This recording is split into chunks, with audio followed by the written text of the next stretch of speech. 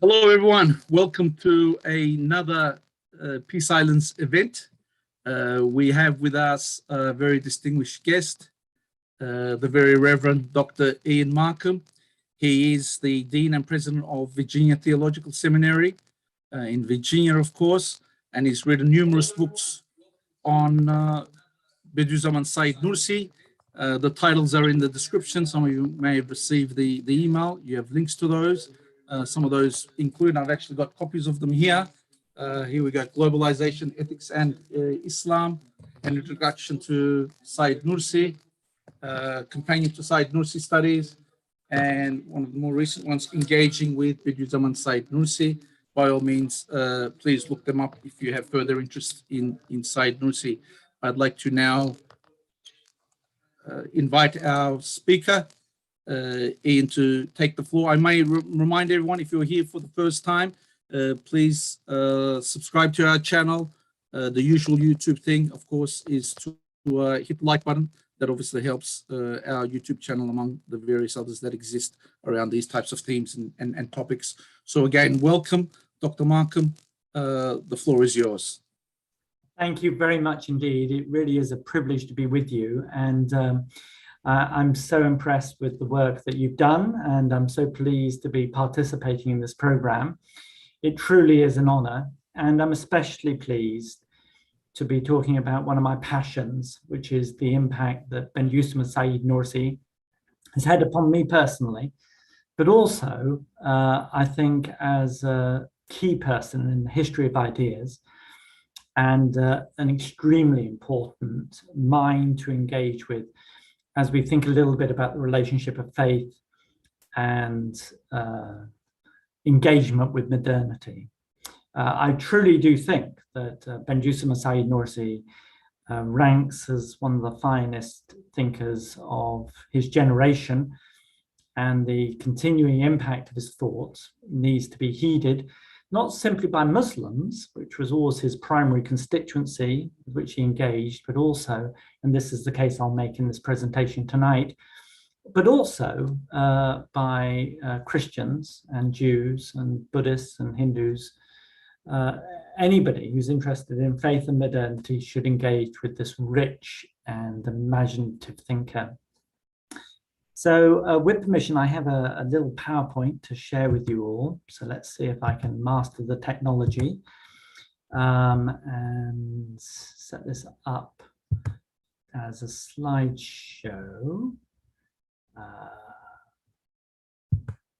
There we go. Is that all right? That's lovely. Okay, so it might sound a little odd to be suggesting that Christians ought to listen attentively to thinkers from other faith traditions. As just a simple point of principle, if the God we worship is the God of truth, and the Abrahamic traditions share that commitment in the one God, then we shouldn't be surprised that wherever truth is found, this is actually a Nursian insight, wherever truth is found, we ought to heed it.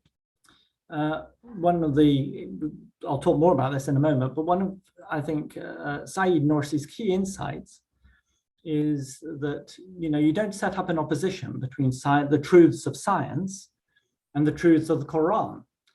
That is a mistake.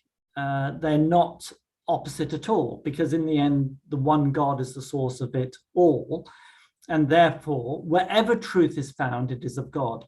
Now, taking that principle, that truth, wherever it's found, is of God, means that any good person of faith should be dialogical. You should be committed to heeding and thinking and listening and engaging with other faith traditions in the quest for the truth as an act of fidelity to your own tradition, as an act of fidelity to the fact that you believe in God. So what can Christians learn from the Risale and from Bediüzzaman Said Nursi?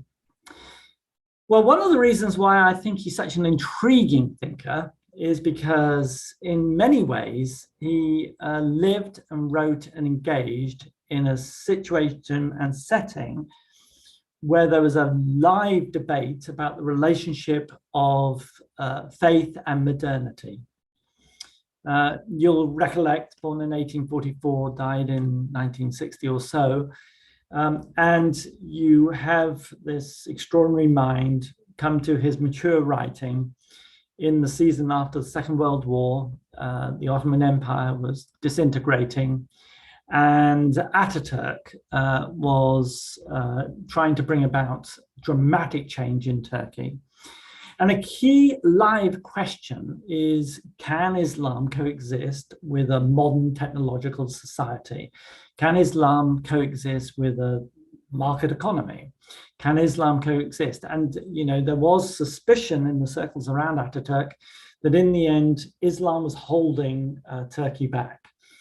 Now, the reason why that's so interesting is that the same allegation, the same criticism is not just found in this situation and place, but is also found in any Western developed economy. You know, the Europeans have grappled with it in Germany and in Europe and in Germany and Britain and France, the same debate. And even in America, you know, coastal America is constantly asking the question, can you be a faithful person of faith and at the same time believe in modern science? Can you be a person of faith and at the same time believe in the values of a secular society, properly understood as one that honors diversity and pluralism? So those sort of questions are very modern questions. And Nursi is a very perceptive reader of his time. He actually gets entirely what's going on and what's at stake. And what he starts to do is he carves out a space that so many thinkers have never spotted. The temptation, especially in Christianity, less so in Islam, is for Christians who want to engage with modernity to basically accommodate modernity. And what I mean by that is this. They accommodate modernity by surrendering to modernity. So modernity pushes back and says, I don't think, for example, an infallible revelation of God is plausible or coherent, given textual or historical criticism. And the modern response is, I agree. You know, I'll surrender to that idea. Or, you know, I don't think that the concept of God's providence or prayer is intelligible in the light of a scientific account of causation. And the temptation of many thinkers is to say, I agree. And we'll adapt Christianity into this sort of minimalistic, we don't believe very much, God doesn't do very much, account, which, you know, why get out of bed and go to church when all you're doing is going to share your doubts with other people? I mean, so Nursi positioned himself, who said, look, you can accommodate modernity, you can accommodate pluralism, you can accommodate science, and you can be a faithful Muslim. And this was in so many ways a remarkably, not entirely unique, but a distinctive position to carve out. So what he is a reader of his time. You know, he can see the dangers of the moment, and he is determined to safeguard Islam at a moment of deep and serious threat. And what's interesting about him is that the means by which he does this means that he's absolutely, totally determined to ensure that he defends faith in such a way that reflects well on faith. So he's not going to resort to force. He's not going to resort to intolerance. He's not going to resort to strategies that block your ears, shut out the noise, ban these books. No, he's very committed to the conversation in such a way that he creates options that other people couldn't see. Now, let's start with secular atheism. You know, there is something interesting when you read Bediüzzaman and Said Nursi carefully. The temptation of modernity is to believe that all we in the end are complicated bundles of atoms that emerge from nowhere and are going nowhere. When you read Nursi, you see why that's such a ridiculous worldview. Complicated bundles of atoms that go from nowhere, come from nowhere? no intentional purpose in the universe, going there, nowhere, facing extinction when we die. And really, this is a plausible worldview that makes sense of the beauty of the world in which we live, the extraordinary beauty of each other, the capacity to think and to create a life of the mind, the awareness of love and beauty and poetry and art. I mean, really? There is nothing transcendent in this universe of all of us. What you get in Said Nursi is a constant invitation that this is like the most peculiar possible way you can look at the world. And his powerful tool is story and allegory. So if you go to the famous 10th word where he defends the resurrection, you know, what's interesting all the time is he sort of keeps saying to you, look, imagine two strangers walking through a kingdom, trying to make sense of the order in that kingdom. Are you seriously telling me that the order is a result ultimately of disorder? Are you seriously telling me that the order is a result of accident or chance? And what you actually do when you read him is he constantly says, look, just sit still for a moment. Just be in awe. And of course, you know, he uses a variety of metaphors and images that invite you to look at the world in a distinctive way that sees the spiritually textured nature of reality. So there's that lovely quote from the words. This is from the 10th word. The cosmos also requires an infinitely wise, all-knowing and all-powerful maker. For the magnificent cosmos is a palace that has the sun and moon as its lamps and the stars as its candles. Time is like a rope or ribbon hung within it, onto which the glorious creator each year threads a new world.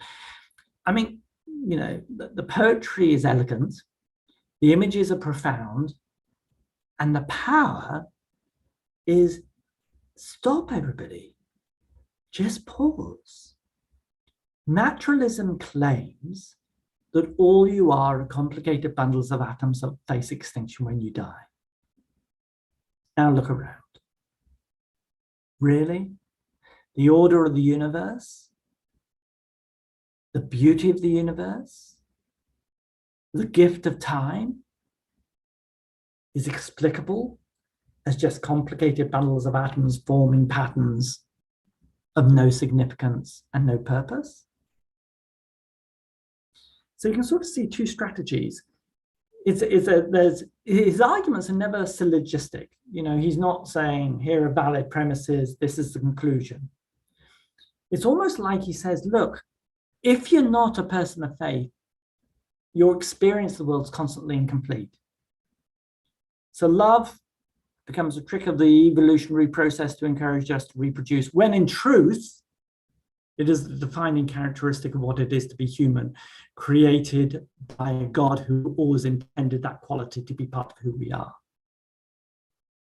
And you're invited into a space where just sit still, rediscover awe, rediscover the fact that you should marvel at this extraordinary universe, open your mouth and be in awe. Now, how you defend the faith for Ben-Yusuf and Said Nursi is as important as the account of the faith that you give. And of course, this is where he is very interesting. You know, the temptation is to resort to force. The temptation is to resort to intolerance. The temptation is to ban and prohibit and forbid and not engage and not talk to the other. And of course, he famously advocated for the jihad of the word. You know, a proper way of engaging with the other is to do so out of a place of self-confidence. So much of the Risale is setting out, you know, here are 10, 15 reasons to believe in the infallibility of the Quran. Here are reasons to believe in the prophethood of Muhammad. Here are reasons to believe in the validity and value of the 5 pillars. And so he goes on. And what he's trying to do is he's trying to say, look, anybody who defends faith by force is showing a lack of self-confidence in the elegance and rationality of the arguments that God has provided humanity to persuade the Muslim, to persuade others.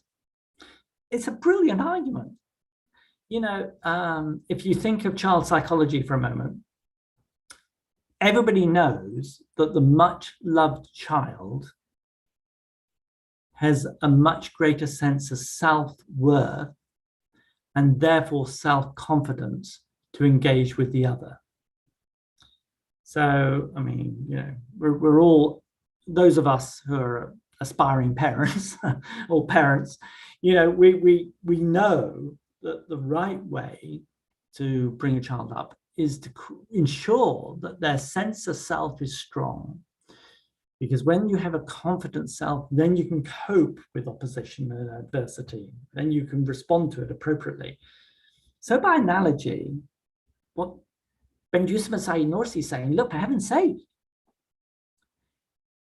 live into the self-confidence that God has given by virtue of reason to justify the traditional faith, right? That's the other interesting thing. He isn't saying to justify this attenuated, impoverished, just 2 or 3 incidental beliefs that we cling on to when all the rest are now irrational.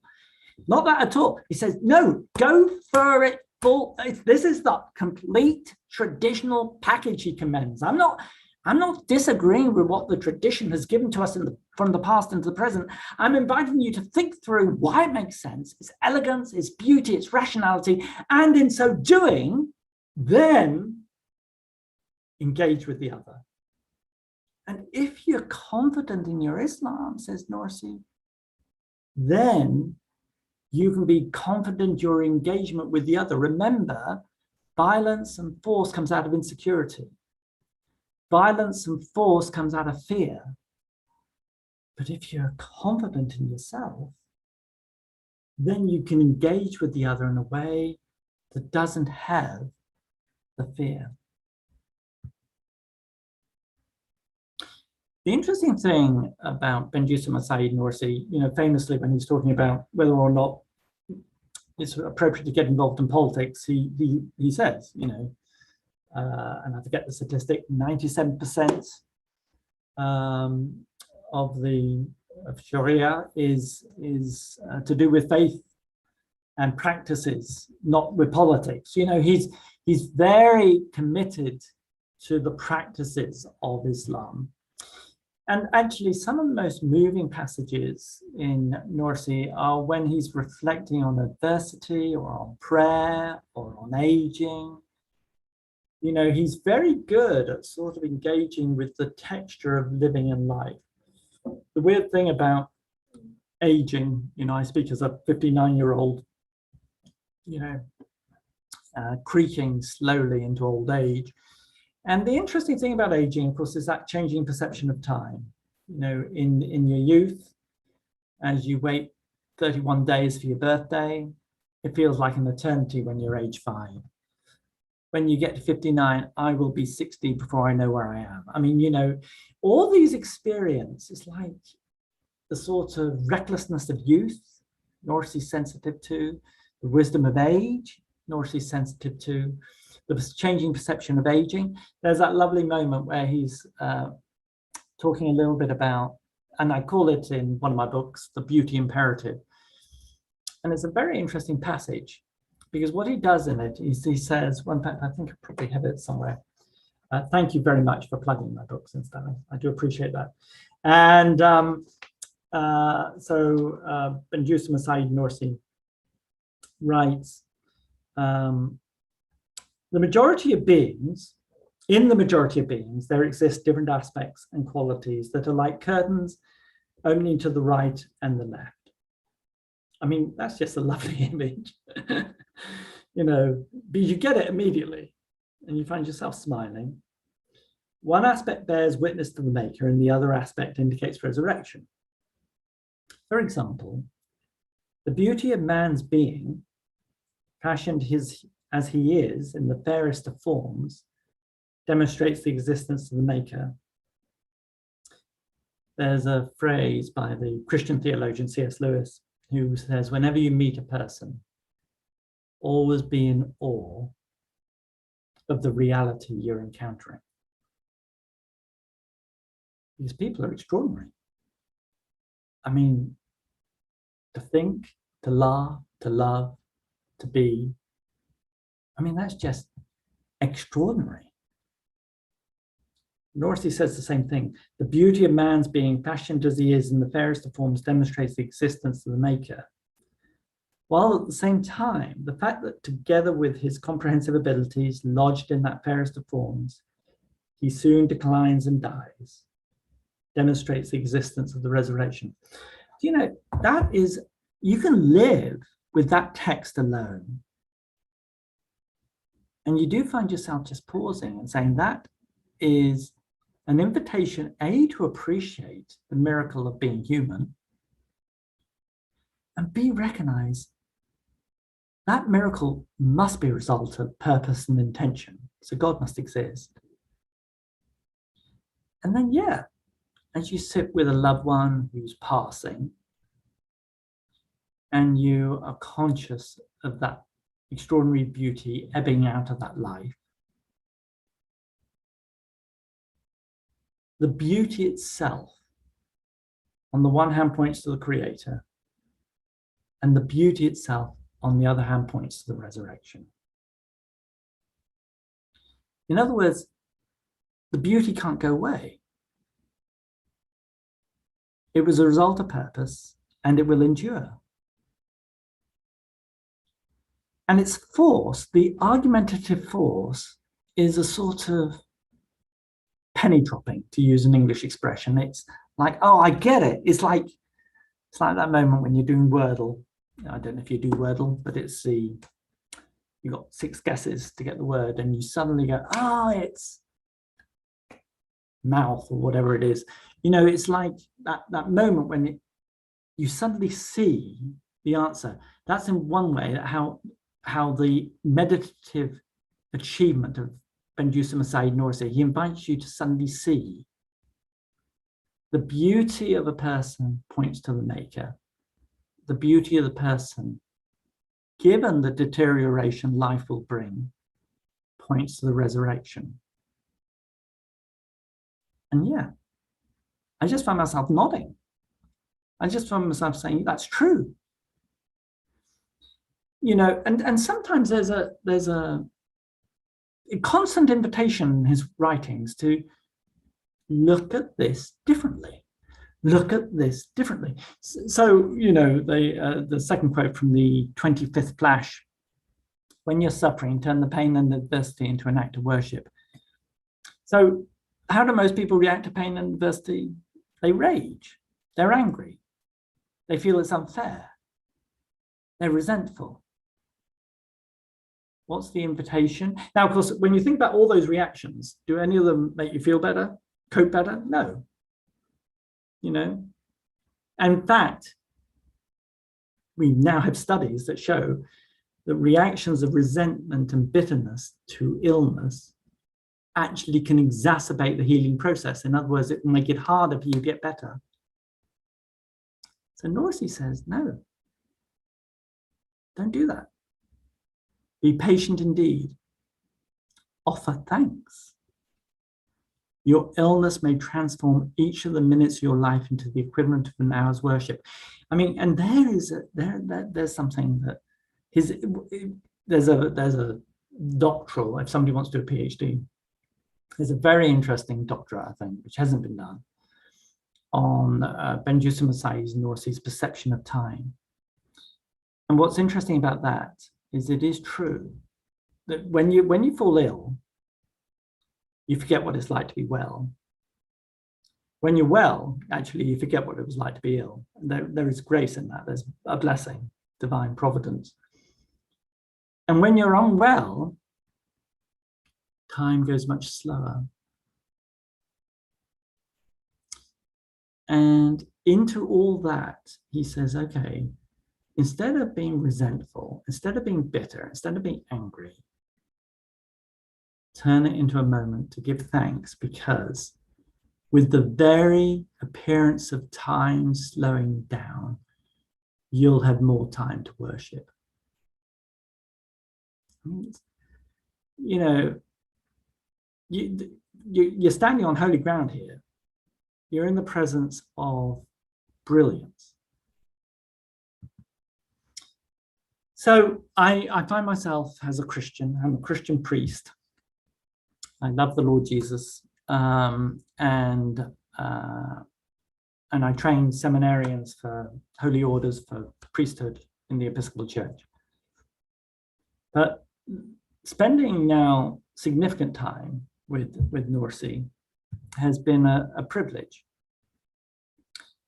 And the elements that I really appreciate are listed on the PowerPoint. The first is, here's the project with how do you engage with modernity? And a lot of Christians have opted for the strategy of, well, I'm just going to believe less. So you often find Christians saying, virgin birth, probably not. Sometimes even incarnation, probably not. Trinity, probably not. And so you end up with this very minimalistic account of the faith.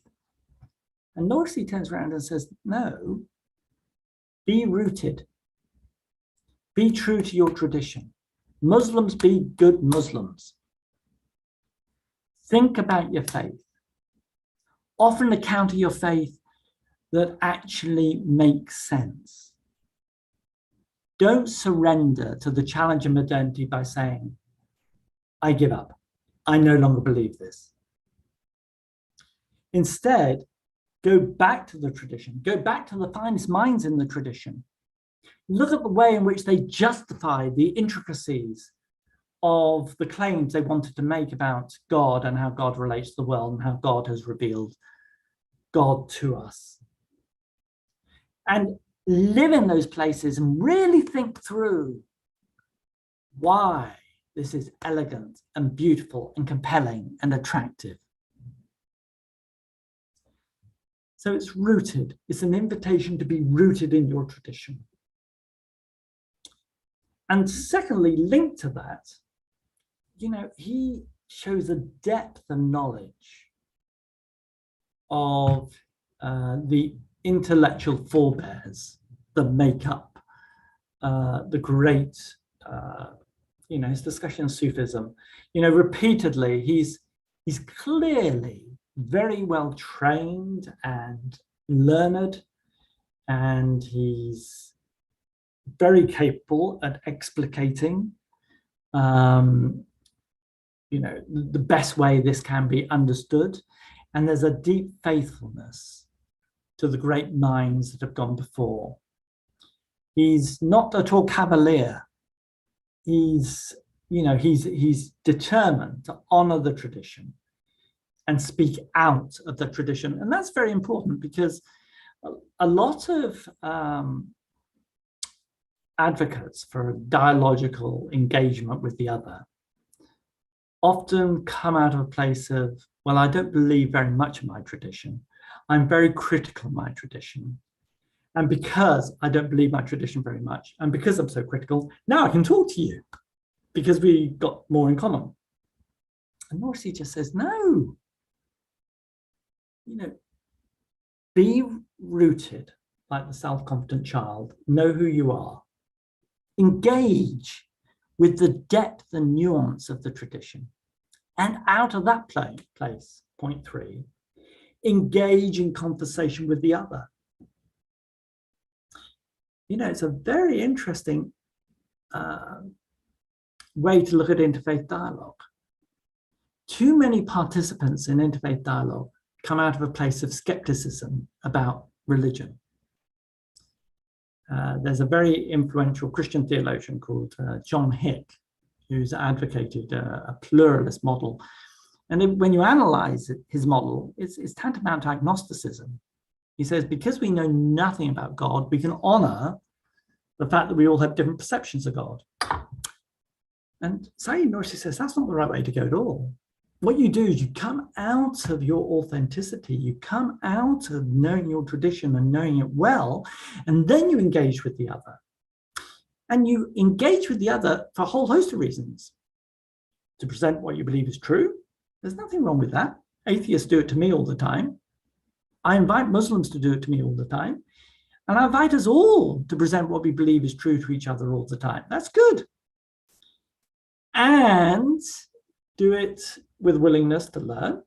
So I've learned from the insights of Benjusim and Said Nursi. And do it, and this is crucial, out of the simple obligation, be at peace with your neighbor rather than war.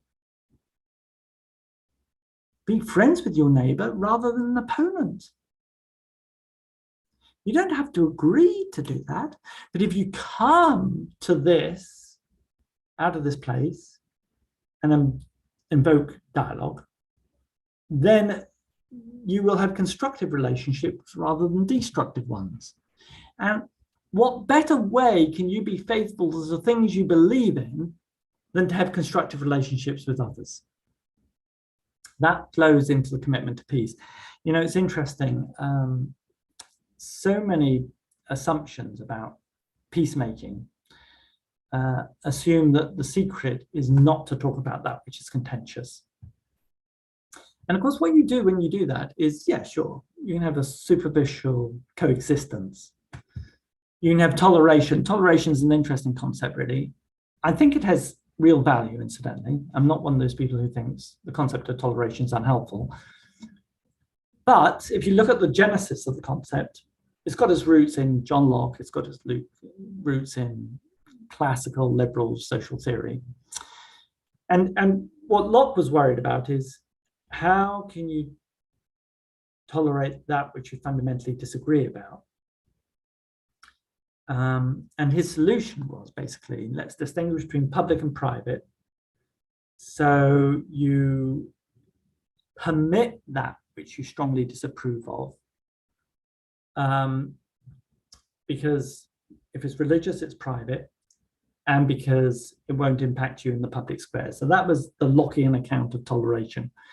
And it's basically, I disapprove of the other, but I'm going to allow you to be. Now, actually, in the hierarchy of ways of relating with the other, I think toleration's got its place. I think sometimes, you know, one is called to say, look, I have real problems with that. I think it's deeply misguided. I think it's completely wrong. But I'm going to allow that which I disapprove of. Voltaire famously said, you know, I disagree with what you say, but I'll defend to my death your right to say it. That's toleration. Now, Nursi was fine with toleration, but I think he was also inviting us into deeper relationships, relationships of affection, relationships of mutual understanding, relationships of engagement. So if you have a hierarchy, you know, at the bottom, below the bottom, hatred, anger, dislike, and then the bottom, and then above the bottom, Nursi, sure, toleration is all you can manage. That's better than killing people. But going up, engage constructively, learn to be with, appreciate the other. All of this is hinted at in a whole host of places in the Risale. He's rational. You know, one curse of so much defense of religion in the modern period is words like faith and mystery are used very, very quickly. And Benjusim and Said Nursi takes you a long way just saying, let's think about this, let's think about this, let's think about this, let's think about this. And he sort of invites you in without resorting to words like faith and mystery. Sure, there are mysteries, you know, complex relationship between foreknowledge, predestination, and free will. I mean, there are plenty of mysteries, but he doesn't start there. So he really does believe that thinking people can be Muslims. Thinking people can be people of faith. And that's very important. because we live in a time where the atheist industry thinks in the end, you know how they're trying very hard to invite people to use a word for atheists, and the word that Richard Dawkins, the famous biologist at Oxford University, suggested was brights. So atheists are brights. Well, I mean, it won't catch on, and Benjusim and Said Nursi is one of the reasons why it won't catch on. It's because, excuse me, it isn't true to say that everybody who's skeptical about religion is bright and everybody who believes in religion is stupid. That isn't true. And there are lots of good reasons, compelling reasons, why faith makes sense. And then finally, you know, for Benjusim and Said Nursi, it's very holistic. So by that I mean, you know, it's never just mind. It's heart, it's body, it's practices, it's prayer, it's pilgrimage, it's fasting. All these things are defended with rigor in his writings. It's a holistic invitation to live life confident God is and living life honoring God. So as a Christian, sure, there are aspects of, you know, where Christians and Muslims disagree, and I would analyze things differently than Benjusim Said Nursi does. Of course, that's true. But what I completely share and what I've learned from is his approach and his piety, the way in which he links his convictions with his life. He really lives life as if God is. You know, there are too many people of faith, Christians especially, who say they believe in God but never act as if they do. And Nursi is the one who says, no, you are going to actually live life believing that God is. So thank you for listening to my presentation, and I understand we've got a little time for questions, and I'm happy to answer any that you might have. Thank you, Dr. Markham. A reminder to our audience, please type your questions in the YouTube chat box. I'll take moderator privilege and ask a few myself. Now, in one of your chapters, you talk about ethics. If we can maybe dissect that a little bit. His approach to disagreement and pluralism, then the issue of personal and social ethics, and then the corrupting factors regarding those. Would you care to elaborate on Nursi's approach to ethics, both personal and societal, and issues related to that? Yeah, no, he's very rich. So, and there are all sorts of achievements embedded in the way he handles ethical questions. So of course, the ethical is a contested and difficult area in all sorts of ways, because it's where our convictions impinge on public life. And the temptation all the time is to say, you know, my approach to ethics precludes your approach to ethics. My approach to ethics is right, your approach to ethics is wrong. So how's Nursi going to handle that? Now, you've got to remember, he's got to do so with some care, because he wants Islam to survive in a secular setting. So how is he going to manage that? And there are all sorts of really interesting dynamics going on from which I think we can learn. The first is he is utterly and totally committed to truth in ethics. So he's not what we call in the literature a relativist. He's not of the view that, you know, there are lots of ethical systems in the world and there's no way of deciding which one's right or which one's wrong. He takes the view, no, there's truth, and it's grounded in God, and God has given us a very good sense of how we ought to live. The second thing he wants to say is it has both personal and social dynamics. So there are personal implications about how we organize and order our lives, and then there are social implications. And here, incidentally, he's pretty traditional. You know, he does take seriously, for example, the prohibition against usury. So he's not by any means being unfaithful to the tradition. Again, that's a classic Nursian theme, take seriously the tradition. But where it gets interesting is, what about the fear that traditional Muslims are a threat to the secular social order? And he says, actually, I want to turn that question round. What does society need? It needs people who are honest. It needs people who are hardworking. It needs people who have integrity. It needs people who, get married and ideally stay married. This is what society needs. You need good citizens. So instead of being a threat to the social order, faithful, ethical Muslims can support the social order. And he concedes, sure, Muslims will then live in a culture where there'll be different groups, and that's fine. They will do so as faithful individuals living out the practice of Islam. They need the space to do that. You shouldn't prohibit the hijab. You should be able to do that. That's important and right. And given that freedom, you will have a gift in your society. And it's a very holistic account of the ethical, with both personal, social, living with difference, good citizenship, very nicely put together. And persuasive, actually. I think, yeah, that's right. Thank you.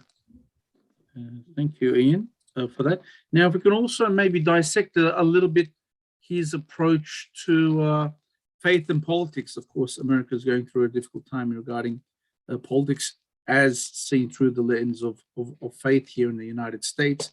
What was Nursi's approach? I know in one of his statements, he makes an adjustment to a commonly used phrase by Muslims. I seek refuge in God from the accursed Satan. But Gülen adds, I seek refuge in God from the accursed Satan and from politics. How would you frame his understanding of politics, particularly in light of political Islam versus civil Islam, and how that should be understood? A lot of people refer to Nursi as a bottom-up approach as opposed to a top-down political Islamist approach. What are your perspectives? I think he's very interesting here, and again, he's very illuminating in so many ways, because what he's trying to do all the time is he wants good observant Muslims, right? That's a priority. That's the goal of the project. That's the goal of Risale. He's very, very alert to the fact that the political can be so corrupting. And, what's interesting is that's really wise. It is just true power and privilege and opportunity, to walk the line of virtue and be a powerful person is a real challenge. And for him, it's almost a threat to your personhood, to your soul, when you don't make faith the priority and you allow the political to become all absorbing. And it's very insightful. This is it. There are virtuous people in politics, but it is very, very difficult. Now, that's not to say that you're uninterested in the political. He's a firm advocate of advocacy. In other words, you have a responsibility to witness to the truth as revealed. So the importance of not excluding the marginalized and disadvantaged, supporting the poor, making sure there are just systems, opportunity for all. These are values that are part of faith that one should advocate for. So he's got a sort of picture appears in the public square. And the job of a person of faith, because I think this works for Christians too, is first of all, in one's own person, embody the truth of the tradition that we believe in. So be a good Muslim, be a good Christian. And then second of all, witness in the public square to those values. So advocate for, a just immigration system, for supporting marginalized groups, for an appropriate redistribution of resources to enable people to eat and live, good healthcare. Advocate for these things and persuade. Never use force, but persuade. And I think you're right when you say the Islamist approach is top down, change the rulers, impose something, while his solution is start with God, start with human lives, and then work up.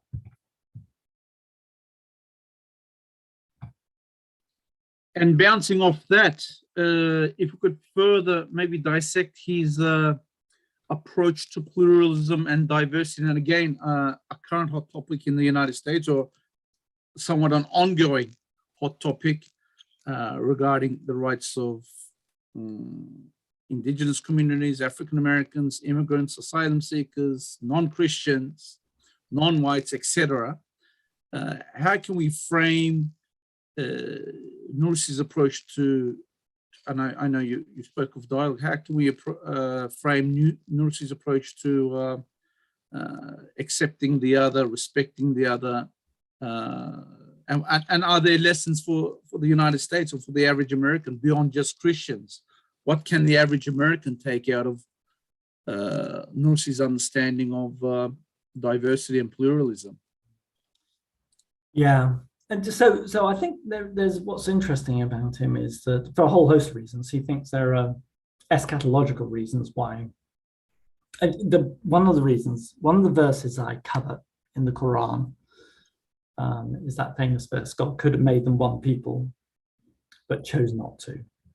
I mean, what's lovely about that verse in the Quran, which you don't find in the Christian scriptures, much to my frustration as a Christian theologian committed to conversation and dialogue, is, sure, God could have made one identical group of people, all the same religion or nation or whatever, but God desired and wanted difference and diversity in the world. It's an intrinsic affirmation that God desired diversity, and it's an extraordinary verse. And of course, it's resonated in so many Islamic formulations of a theology of pluralism or toleration or coexistence and dialogue. I mean, it's a very important text. And what's interesting about Said Nursi is that he really wants people to know you can be utterly 100% conservative in your fidelity to your tradition. I'm not asking you to change any of your core convictions about what you believe about the world. You can be an Orthodox Jew, you can be a very traditional Hindu, you can be an evangelical Christian or a Roman Catholic Christian, you can be any of these things. Be faithful to what you understand to be true, but make two moves. Firstly, don't resort to force and violence. And of course, what he's onto there is, if you really believe in God, and if you really believe you're right, then trust that. Trust God and trust the rightness. The moment you say, well, I do believe in God and I do believe I'm right, but I've still got to use force to compel you. I mean, do you really believe in God? Do you really believe you're right? It's just a very simple argument, really, but so often it's not seen. Every time you resort to violence and force somebody, or expel somebody, or silence somebody, every time you do that, you're actually saying, I don't really believe that there is a creator of the universe in whose hands history is held, and ultimately God's will be done. And simultaneously, you're saying, I've got to silence these people. If I don't silence them, they might persuade other people, because my arguments are so weak and shallow. So he says, if you really believe in God, if you really believe there are good reasons for the position you hold, go out there with the jihad of the word. Go out there, trust God, and use your mouth, the strongest arguments you can formulate, to persuade others. And I think, and therefore the invitation is for a universe, for a world where people are faithful to what they believe is true and engage with each other out of that self-confidence. Now, what's the range of these insights? I think you're right. I think that it does have implication for the imperative of conversations across racial and ethnic divides. I think it does have implications for a commitment to, many voices at the table. I think it does have implications for indigenous traditions and the like, where we need to, as a country, come to terms with the sins of America. I think that's all true. And I think what he creates is, basically be true to yourself, be self-confident in the way you engage with the other, and then fully participate listening to the other. It's a completely different attitude to diversity than you find in other advocates for pluralism and dialogue. Thank you, Dr. Markham. We have some questions I'm taking from our YouTube channel. Mel asks, we believe the world would benefit from Buddhism and Said Nursi's teachings, including people of all ages and cultures. How could we, in inverted commas, spread the word so that his message of peace and constructive dialogue reaches more people around the world? Yeah, I think that's a very good question. Now, in a weird sort of way, Benjusim and Said Nursi had his own answer, and that was read the Risale carefully, live it, share what you're living with others. He's a great believer in sort of incremental growth, one human life at a time. Educate your children, educate your friends, be true to this tradition, share a text that might help somebody who's feeling sick or aging or finding it difficult. Sit with them and talk a little bit about what that text means and what Benjusim and Said Nursi was getting at. If somebody's sort of angry and wanting to perhaps exercise violence or force, talk a little bit about, and so he's got this lovely sort of persuasion's just best done one-on-one in fishnet networks, where you just slowly spread out, letting the world change. And, what's interesting is, that was very much, literally hundreds of copies of the Risale were made at a time when printing was difficult. And the insights of the tradition were shared in groups which met in homes. So this was very much, the growth of the movement was itself a result of some of the principles embedded in the movement. But I think there is more that needs to be done. And I think one of the ways that should be done is invite people to think outside the box. So one problem we're having, I think, in America and in the world today is that we sort of imagine that you're either Republican or you're Democrat. You either believe the election was stolen or you don't. You either believe that X is right or Y is right. There is no space in between. And what we increasingly do is we listen to one news source that gives us one worldview, and you never hear about the others. Or you listen to another news source that gives you another worldview, and you never hear about the others.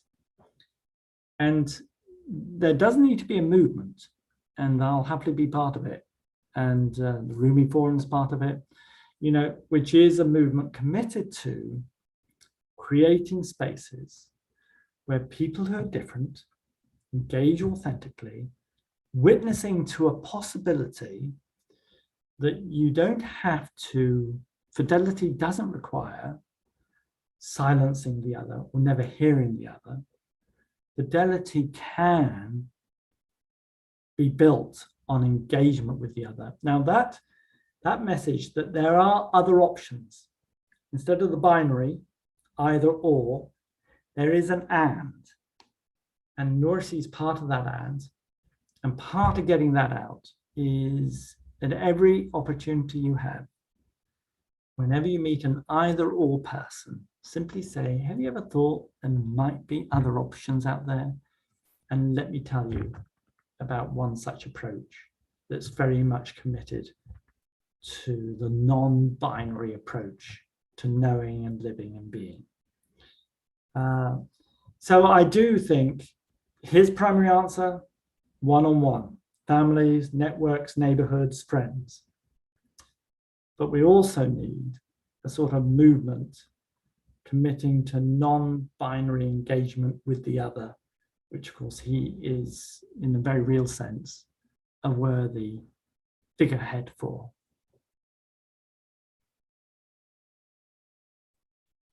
Thank you, Ian. Just further that, because Rumi is so well read in the United States, the poet, the mystic, I think many Americans can be open to Nursi's understanding, particularly spirituality, which is a very strong focus in Rumi's poetry. And this is kind of a plug for another book, but there's a book, Spiritual Dimensions of Buddhism and Said Nursi, edited by, I think now it's the late Ibrahim Al-Rabi.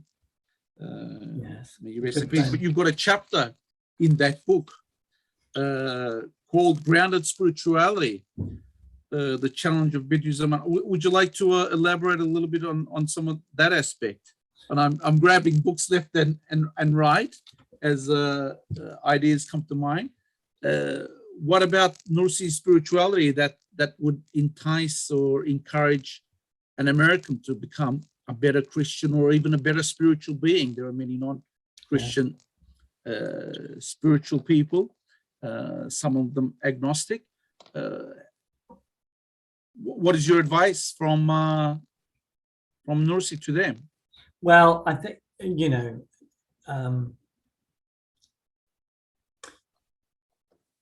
spirituality is a very key element of being fully human. In other words, a human person who can't feel the spiritual, or see the spiritual, or acknowledge the spiritual is an impoverished human being. Because the alternative is to just think we're complicated bundles of atoms that emerge from nowhere and going nowhere. A reductionist, which has scary implications for ethics, because it means you can be cavalier about people. So the spiritual dimension is the capacity to see that we're both material and spiritual beings. And the spiritual aspect is the aspect that connects us with the divine. And you are right that one of the contributions of Said Nursi is a theme of my presentation tonight. And that is this. A lot of people like to sort of just treat spirituality as an abstraction, like it sort of floats free, X is spiritual. And Nursi says no, because when you want to talk about the spiritual, you need to ground it in something. How do I know the spiritual's good and not bad? How do I know the spiritual's loving and not evil? How do I know the spiritual is interested in me and not indifferent to me? To answer those questions, you've got to trust that somewhere the spiritual is revealed, somewhere the spiritual is conveyed, somewhere the spiritual is described. And therefore, a healthy spirituality grounds itself in some form of disclosure of God, in some form of revelation. And I think he's spot on. I think a sort of freewheeling, abstract spirituality has a certain usefulness. But you appreciate Rumi much more when you see the sources out of which his description of the spiritual comes. And that was really important for Nursi. And there's an argument for the secularization of Rumi's poetry as well. I've read articles, why is it secularized when it shouldn't be, because he wasn't. Yeah, I agree entirely. Right. I mean, you know, the thing about Rumi is that he's so pithy and you can just live with the sentence. But he's a saint, I mean, and a mystic, because that sentence emerged from a place of the tradition.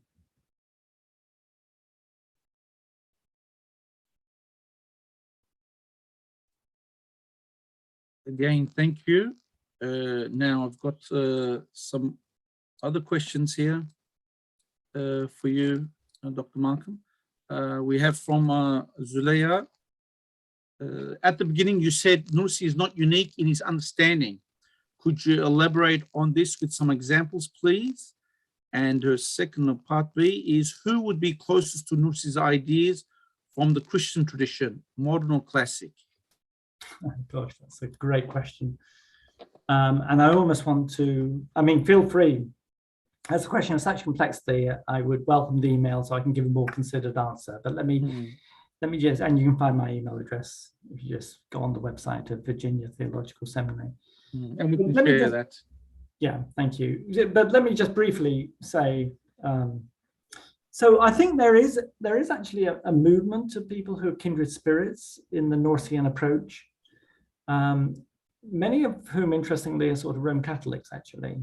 You know, the great thing about the Roman Catholic tradition is it was always rooted, and then certainly post-Vatican II, 1870 onwards, and certainly as a result of Vatican II, there was a real sort of, the Department for Interreligious Dialogue, or whatever it's called, has really blossomed with a whole host of approaches that's taken seriously, being rooted but engaging, and doing so out of a place that acknowledges that, you know, they come to the conversation with a certain sense of themselves and a certain understanding of what they believe is true, and at the same time a willingness to learn from others.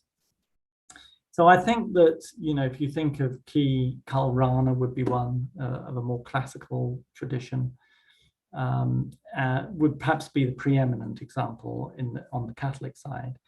On the Protestant side, I would probably invoke the Regius Professor of Divinity, recently retired Keith Ward, as a very good illustration of an Anglican approach to interreligious engagement, which has many similarities to the Nursian approach. And of course, takes on similar things, very interested in science, very interested in ethics, very interested in explaining the faith to others. So a whole cluster. So Karl Rahner and Keith Ward would be illustrative from the relatively modern period. Going further back, I think one of the most interesting theologians in the medieval period would probably be Thomas Aquinas. Thomas Aquinas is interesting because, of course, he trained as an Augustinian Platonist. You know, he was thoroughly trained in that tradition. And then, courtesy of the Muslims, learned his Islam, and learned also about from Muslims, Aristotle. And so what Aquinas then did is create this synthesis that had a huge influence on Catholic and Protestant thought of Augustinian Platonism and Aristotelian Christianity, and he wedded them together. And the scholar David Burrell, in a number of really interesting studies, has shown that when Aquinas, for example, is trying to sort out an aspect of the concept of God, around divine simplicity, that's the view that God has no parts, God's incorporeal, he actually cites and reads approvingly Islamic thinkers. He uses Islamic thought to solve a problem. Now, let me just stress, Aquinas is no modern, and he says wicked things about the Prophet and about Islam. So when you engage with him, but if you engage with the depth of a thinker, you actually do see how there is a generosity there that's often overlooked. and a remarkable generosity given the period he was writing in. Great question. Thank you for your response. We have a question from Zinart. My question is about translation of Said Nursi's books into English. Does Dr. Markham think that a new interpretation is needed? So I tend to use Sukran Vahidi's translation still, which and there is at least two, and there are still texts which are untranslated actually. Mm-hmm. Yeah, I think there probably is room for new translations, and I do think that I mean, ideally, when you engage with a complex thinker, the right thing to do is learn the original language in which, but it is actually, I understand, even for Turkish people, it's quite difficult Turkish to read. Is that the case? Well, I'm Australian Turkish, so it's even more difficult, but the short answer is yes. I remember I sat through study circles, and a lot of people would underline the words they didn't know and then go to Osmanlı Lugat, which is an Ottoman dictionary. And of course, the joke was for me that I would underline the words that I knew because it was I would use less pencil. So that's it's funny, but it's true. But yes, that's kind of a long answer to the question. It can be difficult, which is why a little bit more traditional Nursi students can be a little bit upset with those that have actually simplified or translated it into modern Turkish. Mm-hmm. So there's traditionalists among them that will only read the Ottoman, and they don't. And at best, some of them will read the original. Some will read the original and have commentary at the bottom. Others have simplified it for Turkish. And there's disagreement as to how traditional you are. People don't like that. So it's funny, they don't mind it being translated into English, but they can be offended if it's translated into modern Turkish. So it's somewhat of a paradox and ironic there. But you're right, it is difficult. And therefore I am supportive of continuing to make the right, and I do think accessibility is quite important, and making complex texts available in forms that are readable is important. So it is worth continuing to do that work, and I hope additional translations will appear. We've had somebody ask, could you elaborate? And we've gone over time. We've got a lot of questions, and I know you have time. So, and we've got still people very, very keen. So I'll ask you a couple more questions before we wrap up today. Someone's asked, thank you so much, an enlightening perspective. Could you, I just missed that question. Could you please elaborate on Nursi's understanding of jihad? Yes, so this was an extraordinary insight. You know, you're all sensitive to the etymology and the history of the concept. It's to do with struggle. It's often got deep roots in personal piety and living appropriately and honoring the invitation of that God invites us into, but it also has a whole set of political and social implications, some of whom think that the language implies an invitation to bring about the perfect Islamic society by force. And, you know, he uses the concept, you know, it's, again, he respects the tradition. Jihad's part of it. He's not going to dodge it. He's not one of these people who says it's an unhelpful category. I'm not going to use that language. No, Nursi doesn't do that, see. He sort of says, look, I'm faithful. You know, you can't attack me because I'm not faithful to the tradition. I am a faithful Sunni Muslim. So, you know, stop. That target won't wash. You know, I can repel that one. But what he does is he says, okay, what does it mean? What does it really mean?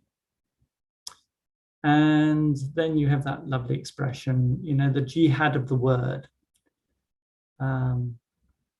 What discourse enables us to do is articulate reasons that can persuade others. And once you realize that that's a God-given tool,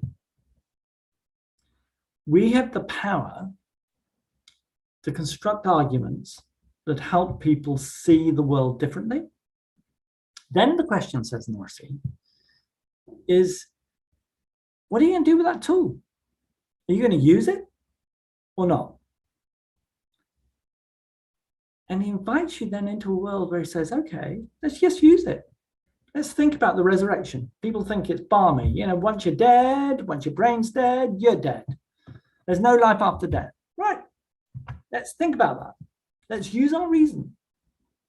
And then let's construct the words. Let's construct the discourse. And having constructed the discourse, use that as the vehicle of struggle that will be a way of witnessing to the truth of what we understand to be true about the nature of the resurrection, about the infallibility of the Quran, about the prophethood of Muhammad. And so he goes through all these areas about the importance of prayer, about the significance of fasting. Why is fasting good for you? He gives all these reasons. And once you see there are reasons for faith, once you see there are words that you can construct that can persuade, then live out of that place. Live out of a sense of there are good reasons for the things I believe in. And therefore, I've got the most powerful tool of all. Because the thing about force is, okay, so, you know, Christians tried it for centuries. I'll insist you're a Christian, I'll baptize you. And then they go home, and what do? They just go back to their practices of their indigenous faith. Force never persuades anybody. All you do when you use force is the disobedience goes underground, or the alternative worldview goes underground. So instead of using force, use the word. And it's a very creative step. And it makes two assumptions, basically. It says, look, firstly, there's God. God really exists.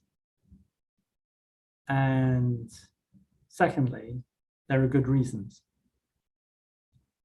Put your trust in God and trust in arguments together and use the word to persuade others.